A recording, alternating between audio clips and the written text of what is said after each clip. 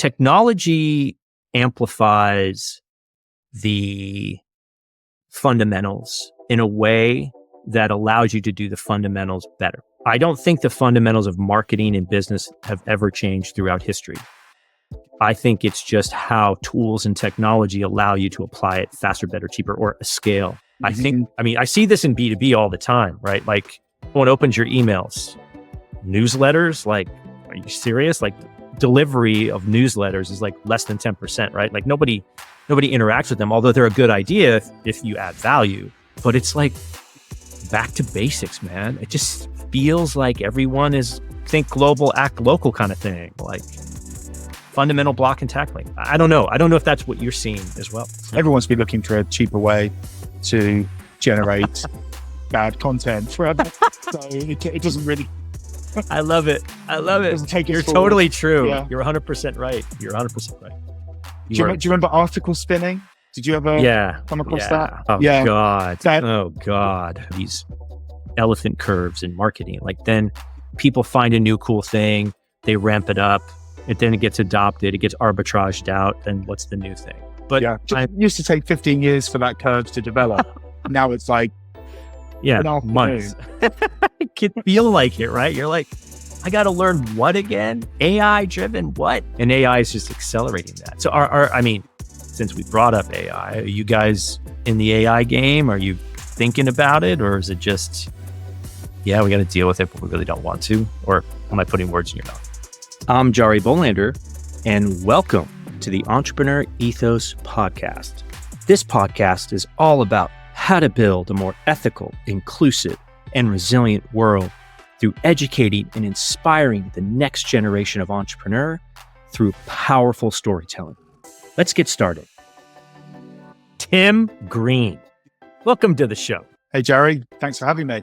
Great to be here. My pleasure. You are the COO of TeamUp, which is the #1 fitness management software for franchises, studios, gyms, and boxes. And I know what a box is because I used to do some of the CrossFit-y stuff, but not anymore. Now all I do is jujitsu and sling heavy weight to look like the intellectual knuckle dragger that I am. Can't wait to talk all about this because this is one of those things where it's a super interesting space. A lot of these services, businesses that are trying to adopt technology that's sort of been left behind by the huge, massive technology wave of all the CEO tech company, startup tech companies that have kind of like just sold stuff to themselves. And now they're like, oh, there's the whole other market of people that need our stuff. But before we get in all that and talk about all the fun stuff, why don't you tell us how you got to do what you're doing today? Well, there's never a simple answer to that. Great question. Never is. I think that consistently, one is obviously working hard, like too hard, as a lot of people are guilty of, and particularly just really caring about customers. And I could give stories from different segments of my background where just consistently the way to success is just to listen to customers and to try and help them with the challenges they're facing. And really that ethos is what has driven me to where I am today. Yeah. Okay. So basically customer focused, real help, be of use, be helpful, which seems pretty ideal for people trying to get fit or the business owners that are trying to get fit. How did you guys stumble on that? What was the impetus for that? Really the great thing about fitness businesses is they really are so people focused.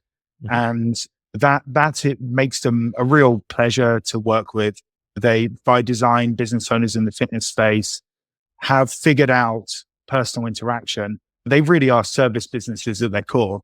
They're no different from a hotel. They're no different from a food franchise. They've got to give this consistent, friendly, warming experience to customers to keep them coming back.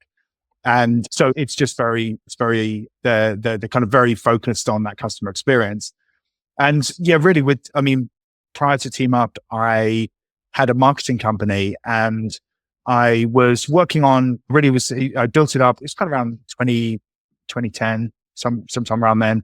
And I was very focused on SEO and driving local marketing for businesses and had a pretty broad focus. And what I just kind of stumbled into fitness and had really no awareness of it. Like I hadn't been a fitness guy, hadn't run a gym. I've got none of that authenticity that some people have when they start a business where it's like, I saw all these problems in the business and I just had to go out and solve them. I didn't have any of those things.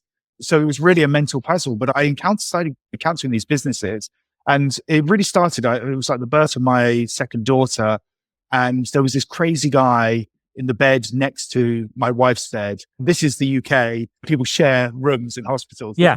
Most of your audience, this may be a very alien.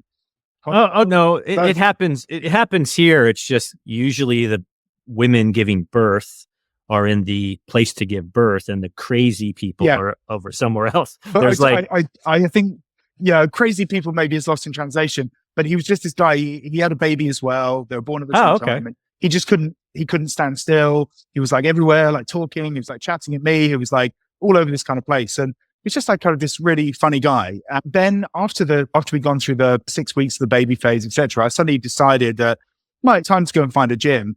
And I was working in an office at the time, and I walked over and went into this gym, which was just around the corner from the office. And that guy was sitting behind the desk, and he was his business owner. So I love it, and now I know thousands of that guy, and it just kind of enchanted me because they knew nothing about marketing, he knew nothing about business, and I was working in cosmetics at the time, really focused on marketing, like user stuff. Seriously complex stuff, like when it comes to customers and like, how are we going to sell them this thing that doesn't actually do anything, that we just got to fabricate this kind of world and allure and attract customers to it. And it's like, here's a business that's serving hundreds of people and helping them with their lives and no idea how to communicate and get it out. So it just kind of sparked off. And So I just started helping him a bit with his marketing. I was training there anyway and chatting to him about the business. And I just got interested in it and it just snowballed. Like there was this team of businesses which needed help with this stuff. So I set up like a web service, and all of this stuff sounds so out of date nowadays, doesn't it? Because the idea that like, you need someone to help you build a website. It's like, no, just what about Squarespace? Like do it in 5 minutes. But at that time, it was there was a service needed for that stuff. And and it just kind of snowballed. And I ended up with all these I built like a recurring model for those businesses. And I just kind of had this business, but it was, I just pushed myself way too far on it. Like I took on too many clients and it's kind of an interesting reflection, but I just didn't know how to scale a business at that time. So I tried to do everything myself. Like I didn't bring any team. I didn't do anything. I was staying up all night, working on those websites, like doing stuff, like doing the whole thing, making loads of money. And it was a very decent business, but not really a scalable venture. And then it just happened that those businesses, the market shifted and those businesses suddenly needed a booking system and they just needed it. And it's no longer having PayPal buttons. If any of your listeners remember that, but it's all those kind of things were getting dated and they wanted to have a schedule. They wanted to have memberships. They wanted all that kind of stuff. And so that's kind of really what led to TeamUp.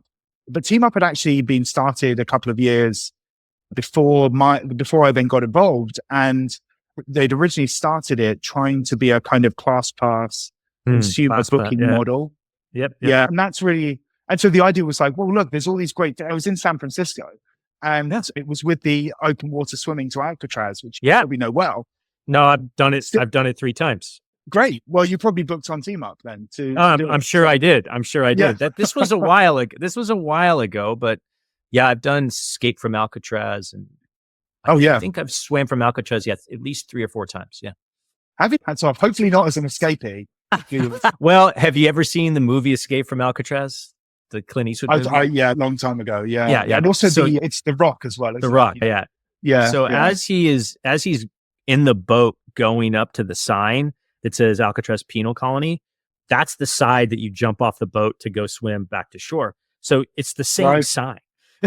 So you're like, I'm about to jump in the bay. I mean, you're in a wetsuit. I was in a wetsuit. There's some people that go all natural and Speedos. They're crazy. I mean, I'm crazy. They're insane. And you're just driving up to this thing and you're like, that's the sign. Like, this is the side that they would come in on. And you're just sitting there going, now I'm about to jump off a perfectly good boat and then I'm going to swim to Aquatic Park, which is a mile, 1.2, depending on the current.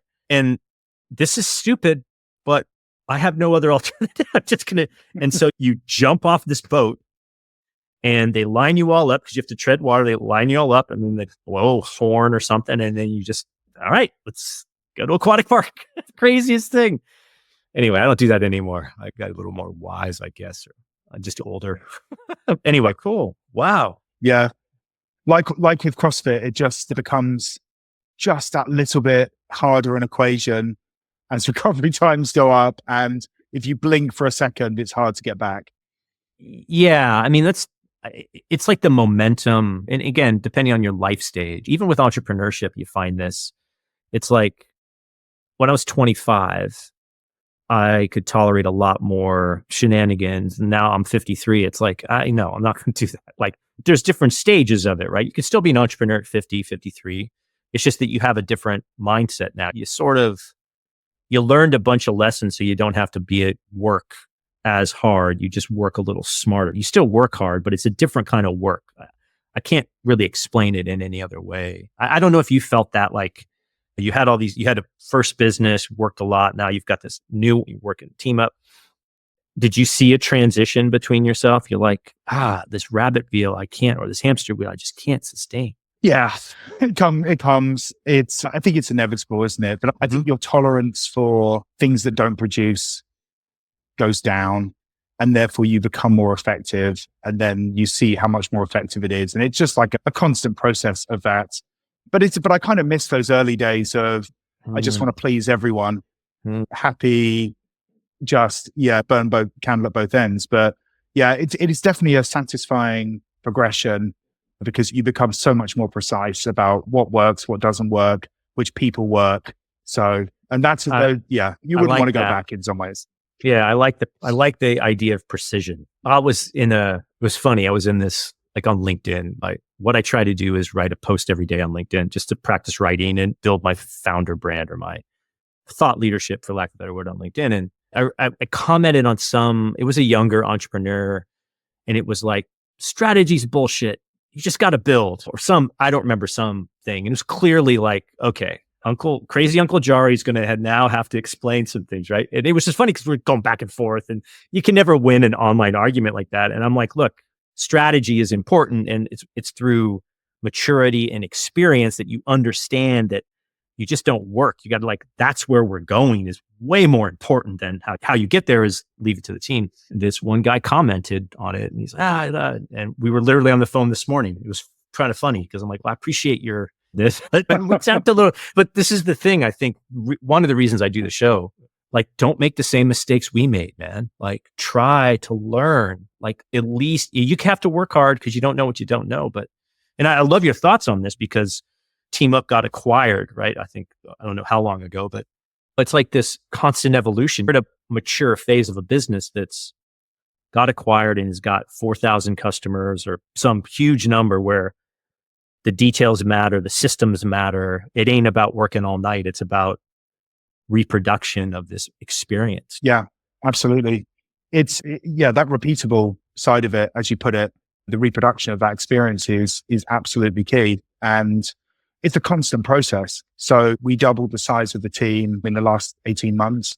Wow. And that's more, if you look back 2 years, I think we went from 25 to 70 working on the project, and those things come with a lot of problems. So you assume that your passion and energy can just repeat itself, but actually, it's not clonable, and you've got to somehow propagate your brand and values, and be able to scale. But every single stage of business has challenges, and it's almost the easy part when you just get the excuse to just work 18 hours a day and just burn energy. And like, it's not like I'd rather say to a young entrepreneur to do that than to get bogged too down with strategy, in the sense that if it leads to an action.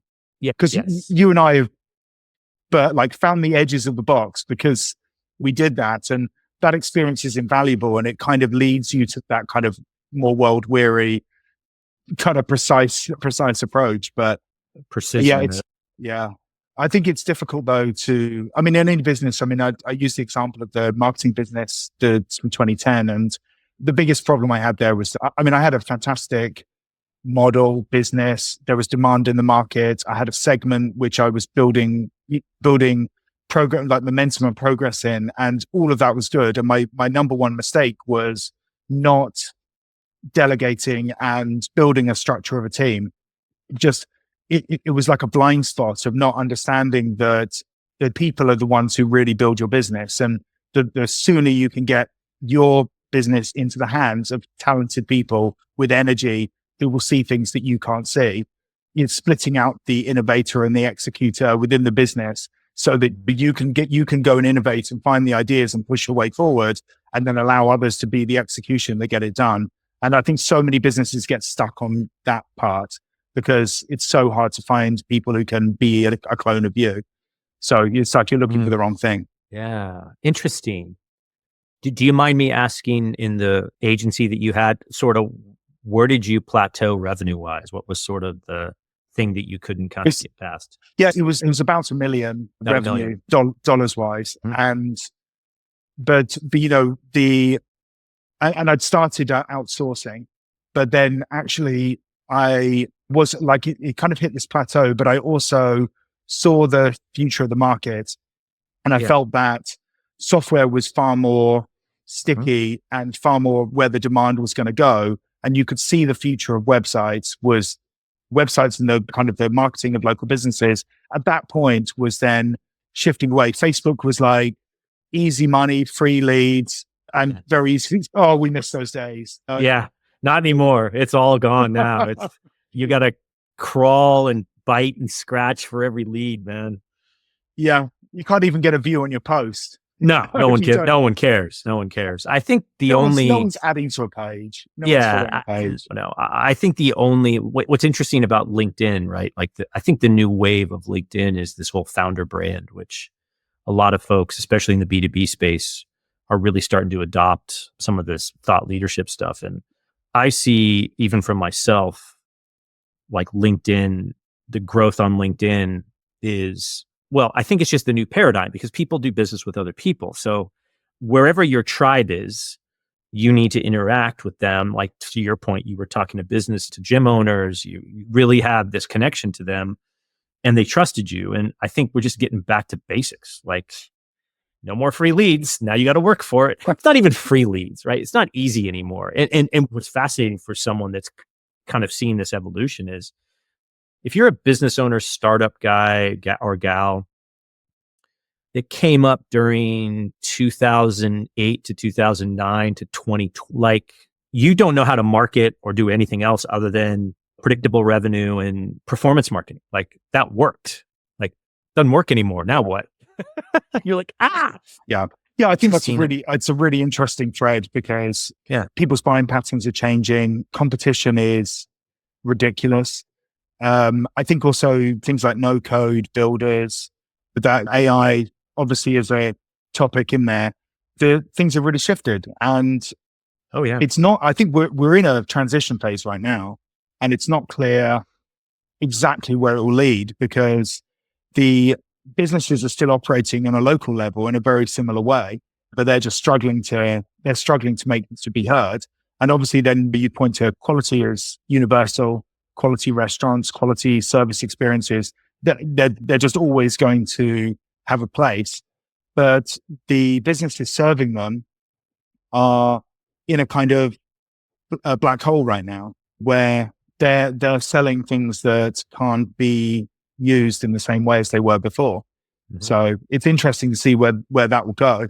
But I mean, I think for fitness businesses, it's a very tricky moment. They survived COVID, came through. The strong businesses survived. The weak businesses fell by the wayside, like in any recession, any phase we've seen. But I think that now, with the cost of real estate, with the intensity of the market, it's just ever more difficult to make a noise and to do things at the right level. And I think that's, you've seen that a lot across all these service businesses. The other day, my day job is I do sales and marketing consulting mostly for B2B businesses, and our office is in Berkeley, California. And we're in an office and it's a whole thing. But it was interesting. We're in the office the other day and door-to-door salesman came by from T-Mobile. And they're like, hey, it was two of them. It was two guys. And they're like, hey, I just wanted to know if you may be interested in the service. Who does your, and I'm like sitting there going, are we back at the door? Are we literally back to that personal experience because of the saturation? And I'm like, maybe, because that's like fundamental. I always think what's fascinating about marketing in the internet, and I'd love to hear how this applies to what you guys do, because I think my hypothesis is true. Technology amplifies the fundamentals in a way that allows you to do the fundamentals better. I don't think the fundamentals of marketing and business have ever changed throughout history. I think it's just how tools and technology allow you to apply it faster, better, cheaper, or a scale. I see this in B2B all the time, right? Like, someone opens your emails, newsletters, like, are you serious? Like, delivery of newsletters is like less than 10%, right? Like nobody interacts with them, although they're a good idea if you add value. But it's like back to basics, man. It just feels like everyone is think global, act local kind of thing. Like, fundamental block and tackling. I don't know. I don't know if that's what you're seeing as well. I think it's a really interesting perspective because, as you say, the fundamentals haven't changed. People have a pain. They're looking to solve it. And we can look at somebody and that maybe the channels change, the way they look with their buying behavior changes, the way they approach it. But like in general, the process is the same. I think that maybe it's an error of convenience that we kind of expect to be able to sit behind our screens and say, well, I now need to blast out to 10,000 people a cold email because we're getting such a low rate. And I feel like that's so uncomfortable as a marketer, where it's like, oh, we just need to do more and more of this terrible thing in order to try and produce less and less result. But the door-to-door stuff's interesting, isn't it? It's down to our expectations. If we just expect to be able to sign up leads for a certain amount and be able to convert them easily, that maybe leads have changed. They want more personal service. And that's going to be a major shock to the system if that's the only way forward. Yeah. I mean, I was shocked. I had not seen a door-to-door salesman come to an actual office. The last time I saw that was 2000. It's like, we're 2024. And I'm like, oh, but I think what's super interesting, again, another one of my crazy hypotheses, is that the tech marketing platforms, which there's 15,000 or more of these silly tools. I think that all the tech companies are now sold all to each other. And then they're like, okay, now where's the growth? Like, they can't sell to each other anymore because they've already sold it. They don't work as well. There's a saturation. It's like any marketing thing. It's an elephant curve. All marketing, all technology goes through an elephant curve of slow and then rapid adoption, then decline. Like, it's just fundamental human. It's like the fundamentals of nature, right? Decline, growth and decline. And I just think that for what you're doing, which is gym service, consumer services, home services, like a completely untapped market to help them super serve their customers. And they are going to be more personable. Like, your plumbing goes out. Like, you want the guy there like yesterday. And that experience is a personal experience, like, because they're coming into your home. So I don't know, this intimate local, I don't know. I'm still playing around with it, but I think a lot of that's going to be applied even to B2B stuff, because there's so much noise, to your point, like generate anything now, right? It's crazy. Yeah. And also I think there's a reality check about the equations and the ROI, because, okay, if we have someone who sends out 10,000 emails and they're generating kind of tens of inquiries and working through that process, are we actually more efficient than if we just put them in a car and send them to the business? Because that's it. So I think from the customer's point of view, it's just standing out, isn't it? And if we just do the same things as all of our competitors, then we're not going to stand out and we can't make any progress. Right. I mean, so how does it work at TeamUp? What's your sales motion like? I mean, you're now past being, I think, a startup. You're at a scale up, or you got bought. So that's pretty good exit. Like what's the sales motion now? What are you guys seeing? What's working? I mean, it's really from TeamUp. We didn't even have a sales team officially until 2 years ago.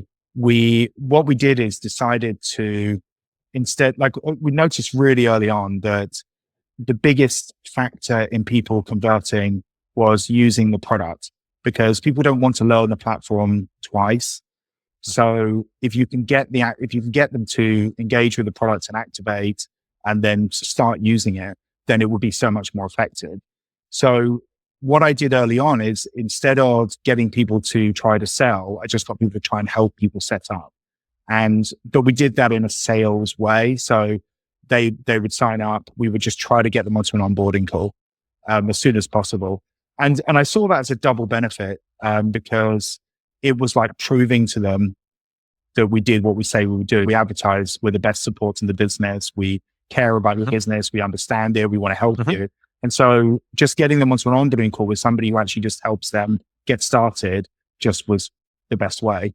Now, I'd say we didn't have a sales team up until a couple of years ago. Now, partly that's post-acquisition. We have more ambitious goals. We're be held to them more. And that's been a healthy and exciting process as well. But I think also it ran its course, because we were in a much lower competition market. I think the competitors have been funded, been more aggressive. And I think you just have to stay toe to toe with the way the market works. People have a certain expectation. So really, you've got to be able to adapt, as well as having like a product-led philosophy. Adapting with the market and pushing forward is always important. So really our sales cycle now is very traditional, but really with that ethos of helping still at the heart of everything we do, which is get people into onboarding as quickly as possible, help them with their business, have genuine answers for the things they're trying to solve. But right. And it's in terms of meeting new customers, I've never known a period, I think certainly since COVID, I've never known a period where things have fluctuated so quickly. I don't know if that's been your experience too, but it's like trade shows, they're not a thing. Now they're the biggest thing. Now that well, it's interesting because so I'm a highly functional introvert. Like I don't really like talking to people. I don't like the chit chat. Groups of people drain me. So I do not like going to trade shows. Like to me, it's like the third rung of hell. Like it's just because I mean I understand why people like them. Like and I'm like, I don't drink anymore. I've been sober 6 years, so it's like the philosophy of it and the culture of it, I'm just not a fan. I understand the value, believe me, because when I've gone in the past, you could get face to face, you talk to people. So high value, depending on your sales motion, right? Very high value. If you're in B2B enterprise, people like you're talking 6-figure deals, like we got to get together and talk, right? So I don't go to them. Probably should, but I don't. But the people that are in the sales and marketing usually are more extroverted and love that stuff. So I think it was just this pent up demand, like people just wanted to interact, right? And it's true that you get more done faster. When I used to build innovative things and invent things, obviously together, whiteboarding, like collaboration is way easier in person, but the economics of it have to make sense, right? But I do see, even in the B2B side, that huge resurgence of conferences that people go to attend. A lot of business gets done. I think it just was the pent up demand. And again, it's I think it's back to fundamentals, right? You were a salesperson doing 6-figure deals and you worked for IBM or you were at whatever, you'd go visit, get on an airplane was the whole thing, right? Even back in the 90s and 2000s when I was first doing, mostly engineering, but they fly all over. And it's just like, there's a certain momentum that gathers. But interesting. Okay. Yeah, I think that there's, people are not objective about the ROI. I see the audience shifting. I'm not sure that people go to trade shows to buy anymore. I can remember even 5 years ago and back a lot further, genuinely a lot of business was done at trade shows and it was almost the main event of the year where people went to find the new things for their business or close those deals. And I think now, what I've seen is a trend more to social interaction, connection. Everyone's working more remote. And trade shows have almost become the point when you get out of your office and actually kind of unwind and absorb new ideas. So it seems like they have a very positive place, but I'm not sure from our perspective in building a business, whether they have the same value or perspective as they used to. Oh, And I think that equation seems muddled at the moment.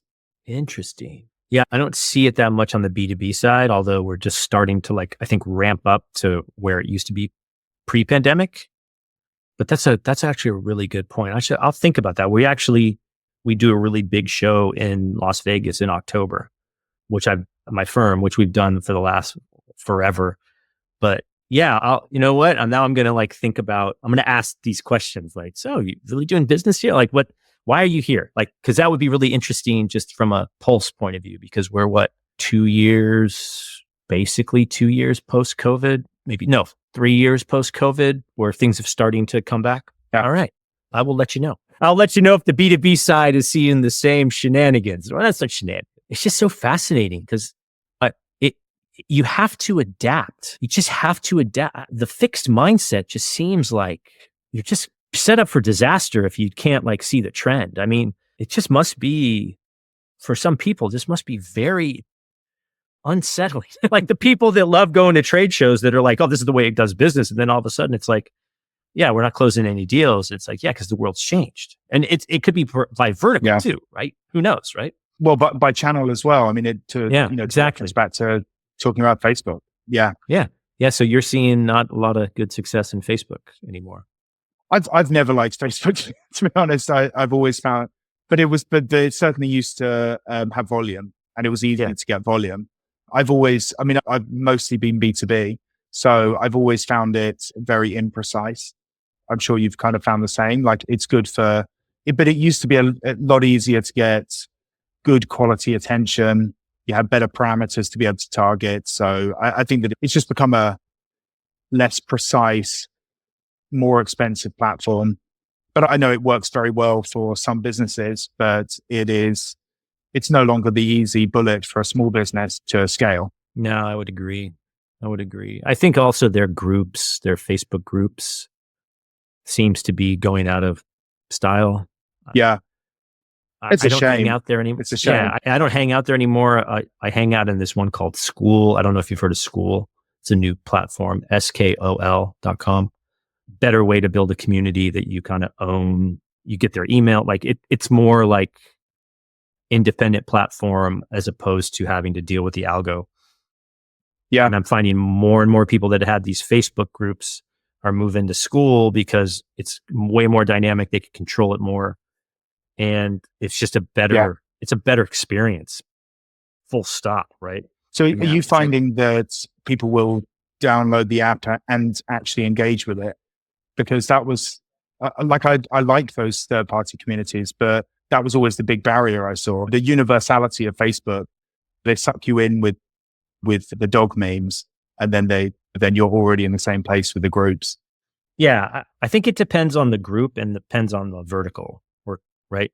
So the trend that I see is if you're using groups and communities as your primary top of funnel lead and you're adding value, and this is for consulting company, the kind of internet-y businesses, when you're trying to educate someone and get them in your pipeline and then show the value, and then you've got all these sort of offers that are about building their business, helping them build their business. That's where I see a platform like School just crushing it because it has capabilities and features that are way more in line with that. So as an example, it's got this thing called Classroom, where here's a class on how to set up blah, blah, blah. And in the community, and then it's more if you know, Discord, it's like Discord, Slack, and Udemy smashed together. And then you've got one thing, and I'm just starting to use it and think about it. I have my Get Story Driven community there, which is all about how to tell better stories. It's sort of my side hustle. I write books about it and stuff, which most people know that listen to the show. But I found it it reminds me of the old Stack Overflow. I don't know if you've ever heard of Stack Overflow, but yeah, that platform just done a little bit more thoughtfully.